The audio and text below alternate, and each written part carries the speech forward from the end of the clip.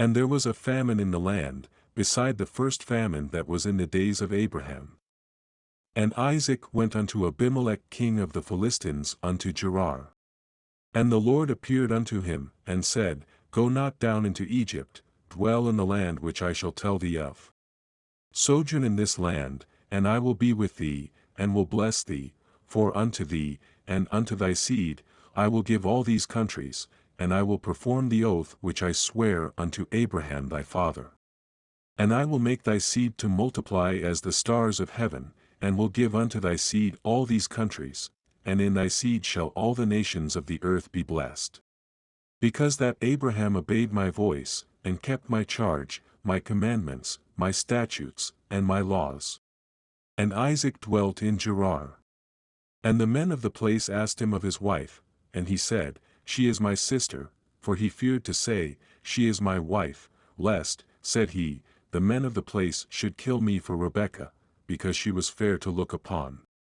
And it came to pass, when he had been there a long time, that Abimelech king of the Philistines looked out at a window, and saw, and, behold, Isaac was sporting with Rebekah his wife.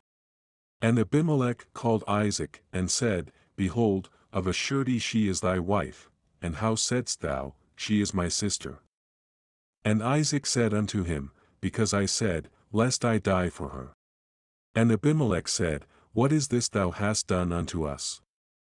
One of the people might lightly have lain with thy wife, and thou shouldest have brought guiltiness upon us. And Abimelech charged all his people, saying, He that toucheth this man or his wife shall surely be put to death. Then Isaac sowed in that land, and received in the same year 100-fold, and the Lord blessed him.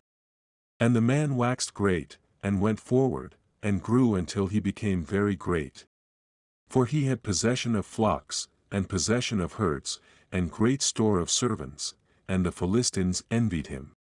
For all the wells which his father's servants had digged in the days of Abraham his father, the Philistines had stopped them, and filled them with earth. And Abimelech said unto Isaac, Go from us, for thou art much mightier than we. And Isaac departed thence, and pitched his tent in the valley of Gerar, and dwelt there. And Isaac digged again the wells of water, which they had digged in the days of Abraham his father, for the Philistines had stopped them after the death of Abraham, and he called their names after the names by which his father had called them. And Isaac's servants digged in the valley, and found there a well of springing water. And the herdmen of Gerar did strive with Isaac's herdmen, saying, The water is ours, and he called the name of the well Ezek, because they strove with him.